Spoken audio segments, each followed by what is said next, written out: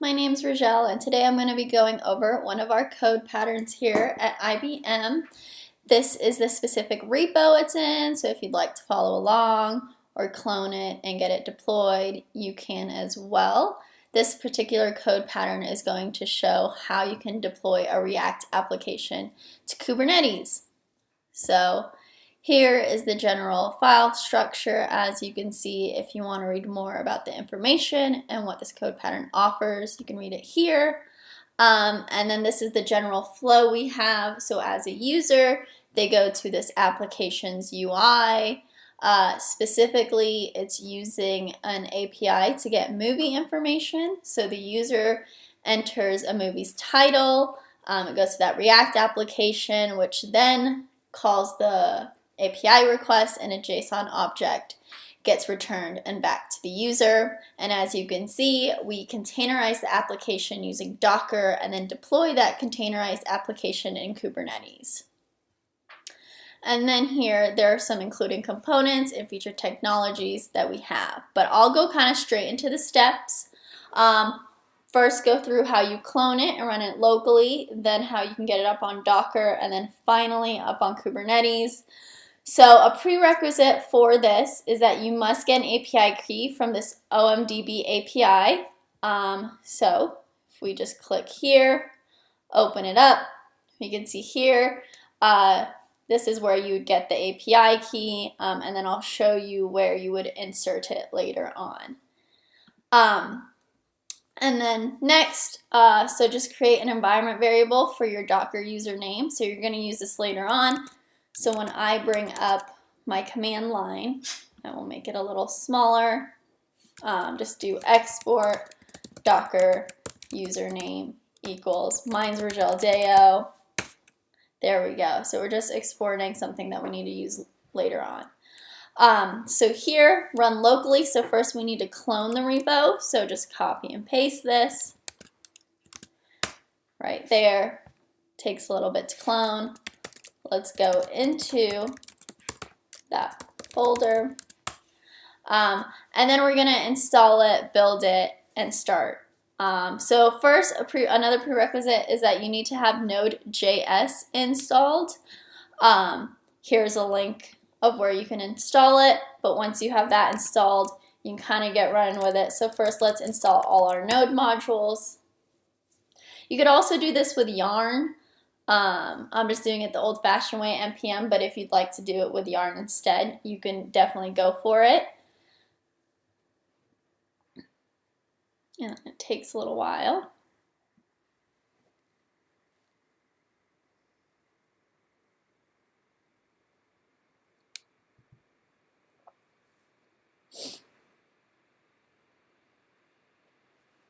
So a little bit about this application while we're waiting the modules to install is it is based on a React and Redux architecture. It's pretty simple. It's just basically broken down into components and containers. Containers basically have all the logic within it, and components really only have the component and nothing else in there. It doesn't require any logic or anything like that. So we can reuse those components in other places. Then we do call that OMDB API. We call it in the actions of Redux. And then I'll show you that later on. And then basically we just get back that JSON data and show it to the user. I haven't manipulated the data at all. It just shows it kind of how it is to the user. So that's a little bit of background about that. And then it also has a Docker file. So later on when we containerize it in Docker, we will use that. And then it just has some other things such as like unit tests and linting and whatnot, just to make sure our code is as good as we can get it. So we are almost done here.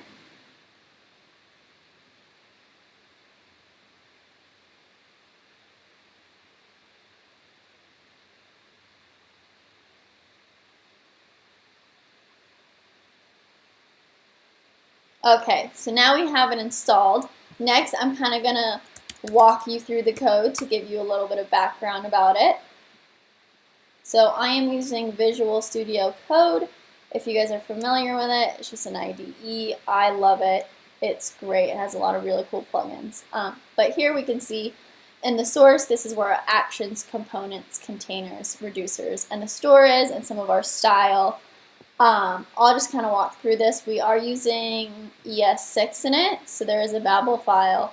But here in the actions, we can see, so this is where we call the specific API right here, and this is where you're going to enter that API key that you need to do as a prerequisite. But basically, we just have 4 different actions. We have a retrieve movie start, a retrieve movie error, retrieve movie success, and then just a retrieve movies. So basically what the container does is it'll call this retrieve movies action, and then it'll dispatch the start and either error or success. And the reason why I implemented it this way was because if we needed, like a loading spinner or to load skeleton components, it says specifically on the start that it is fetching.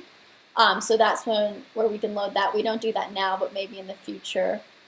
And then we just see how, we'll return the response back to JSON, and then we'll return if it's a success or an error. So pretty simple, not a lot of actions in it. And then next I will go through the reducer. So the reducer has the initial states, so like I said before, is fetching the items, which is what we're going to get back from the API, and any error details. So first it sets it to the initial state, and depending on what action it's on, it will change some of the states in there. And then it just combines all these that we can call it in some of our components and containers. And the store is pretty straightforward. It just configures the store so we have the state and all this data globally in our application. And then style, I'm using Sass here, and it just gets compiled back to CSS, so pretty basic. And then I just have some util functions here that I didn't want to include in the components or containers. It kind of made it longer, so I put it into a separate file. So I'll go not into too much detail within the components and containers, but I'll kind of show you what we have. So starting off with the containers, we have like a basic app container that contains the application. We have the input set and list, and then the input set, it has a little bit more logic in it, so it handles certain key presses, it handles changes, so it's all in here, and then it passes it into the input function. So whenever any of these props are called within the input function, it's going to have a callback to this container and handle that. And this is also where we get the movies, depending on what the user inputs. And then the list. So the list is basically just what comes back to the user, and then list item is each individual item, and those are components. And then the components are really simple. Again, it's input, so these are what's going to call back to the parent container, depending on when a user selects enter or anything like that. And then the list item just basically takes the list and imports it, or exports it to the user. And then we just have some constants, so these are what you saw in actions and reducers, and then we just have some utils. So this is just to create the list. I just didn't want to include it and kind of make one of the components messy, so I just put it in its own util. So that's the basic structure of the React application. It all gets, the React application. And then here you'll see that we have like some Docker files for Docker, and then some git ignore. So pretty basic. So I'll go over the Docker file. So this is basically for the next step, which I can bring this back up when we deploy that, just so I can kind of work through it. And then the last thing, we use Webpack for to handle, all our React code and everything like that. So it's kind of pretty straightforward. If you want to dig into it, you can. But now, since I went over a lot of this, I will go back and we can get everything run. So now that I've done npm install, so usually you need to do npm run build CSS. So this just builds that CSS, and then just npm run start. Okay. So here. Yep, so here you can see it's loaded up. So if we want to put in a certain movie, so if we put in like Finding Nemo, so right now we have the invalid API key, so that's why it's not working. So let's go back. I will go back to, I already have one with my API key, so I don't show you guys. So I'll go into that one, and then you can see that it'll work. So sorry about that. So npm run start, let's try this again. Now this particular one does have an API key. Let's load it back up. So if we put again, Finding Nemo, there we go. So we have all the information coming back, and you can see it right there. So you saw an example without an API key, and this is with an API key. So that's just getting it run locally. So it's pretty straightforward. So next, let's run the application using Docker. So first we need to build our application. So we're just going to use this command. And if you want to change what it's called, you definitely can. This deploy React Kubernetes. I just did it because it's the name of the repo. But you just need to make sure that it's consistent if you do change it. So earlier we put in our Docker username. So here, let's build it. So this is probably going to take a little bit. So you can see it kind of going. There are a couple deprecated NPM modules in here. One of them I used specifically because I couldn't get the same functionality in the newer modules, so I apologize for that. But you will see a couple warnings, but should all be fine. So this will take a couple minutes.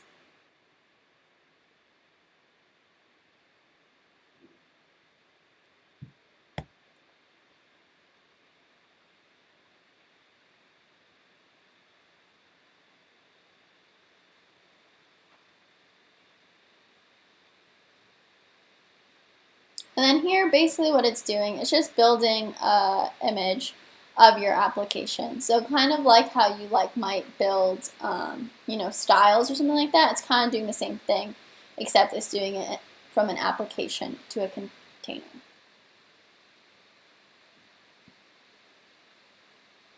So here we're getting close to the end.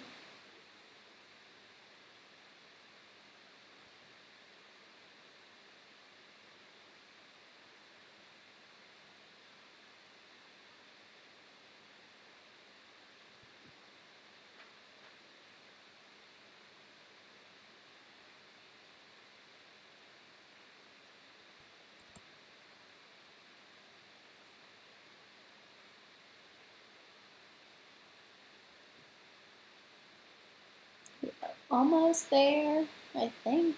Yay! Okay, so we successfully built, and as you see, it's tagged. So it's under my Docker name, the name I gave it, and latest. So next, I just want to make sure that the image is there and running. So I'm going to go Docker images. So you can see I have a lot of Docker images, but you can see it up here. I did 12 seconds ago, so it is there. And then next, what we're going to do is we're just going to run it. So we're going to run this container like that, and then we should be able to go to localhost again. So here, and this is running in a container. So we're all good. We built the image and we've run the image on Docker, so that's great. So next we're going to move to the Kubernetes. So I'm going to refresh this. So I am specifically using IBM Cloud to get this up and running, IBM Cloud Kubernetes. So everything that I do is going to be in the Bluemix command line. So I'm already logged in, but if you're not logged in, you can do bx login, and then you'll need to put what region you're coming in. But yeah, so make sure you log in. If this is the first time you're running something on Kubernetes, you do need to create a namespace. I already have a namespace, so I will just show you my namespaces. So this isn't all mine. This is part of the developer advocate environment. But as you can see here, my specific namespace is Ardeo, so this is what I'm going to use. But again, if you don't have a namespace already created and you need to, you will need to add that namespace and get like the Bluemix CLI and everything running. So next, I'm going to build that Docker image, but within the IBM Cloud container registry.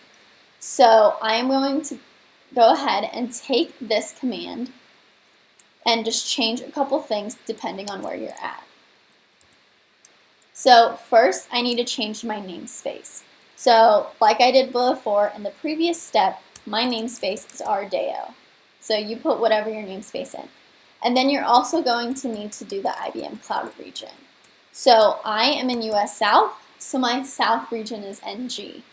Depending, I think, if you're like in if you're in Europe, it's like EU, just depending on what region you are, but you can find that out on IBM Cloud. So this is basically going to build my application in a container just in the IBM Cloud ecosystem.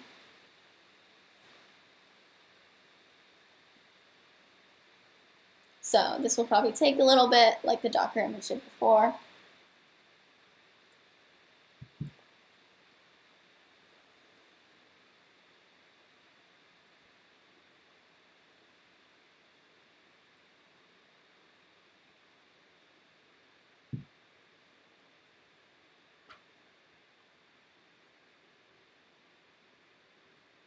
Okay, there we go. We're slowly getting through it.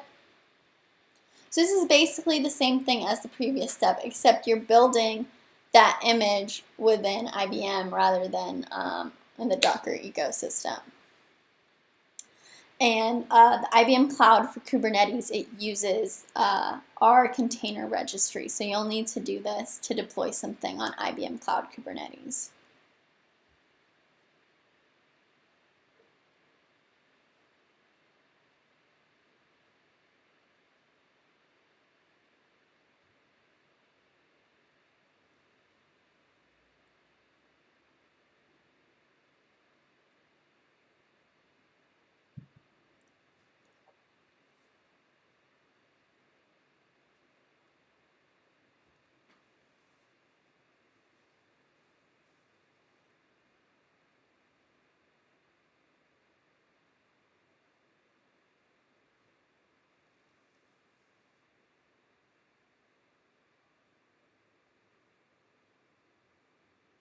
Okay, so we're above halfway through it. Hopefully it is not long before we're finished.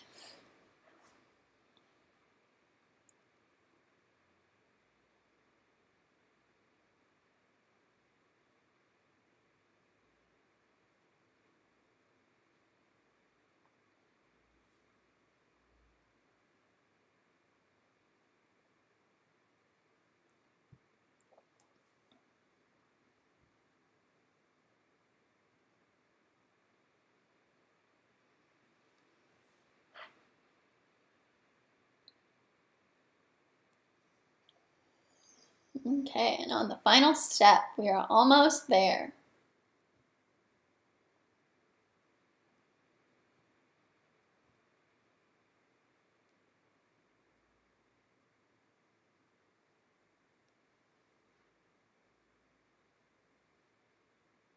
So next we're going to do step 2. So I'll go back to my terminal. So I will just run. So basically I'm going to create a deployment called deploy React Kubernetes deployment with the image that we just built. And there you see it's created, and now I'm going to expose this deployment. Oh. And there was a little bit of copy and paste error there. So let's try again. Hopefully this can be done. Okay, so let us try this again. So I'm going to do kubectl expose deployment. So I'm going to expose the deployment. A type is a node port, so you could use node port or load balancer. But for first timers, node port kind of gets the job done. Load balancer is a little bit more for complicated cases that you could definitely look into later. The name of the service and the port. So this port is the port that we said that we were going to use in the Docker file, so they need to match. And that was exposed. So now our application should be up in the cluster, but we need to get the IP address of the cluster and node port of the service. So to get the cluster, we do bx workers. My cluster name is Rogel code pattern, I believe.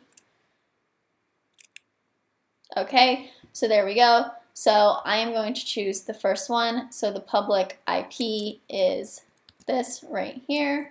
So I'm just going to put that there for safekeeping. And then we also need the node port of the service. So we just describe the service. And here we can see, you know, all the information about that service. But we specifically just need this node port right here. So I'm just going to copy that. And then now we should be able to access our application with the IP address :node port. So let's try that and see if it worked. And there we have it. So this is run on Kubernetes. Again, it works. It's all working. It's great. So that is how you run it on Kubernetes. I hope that this gave you some good tutorial on how you can get a React application up on Kubernetes, and you guys can replicate this in the future. We are definitely open to feedback, and if you want to contribute, this is an open source project.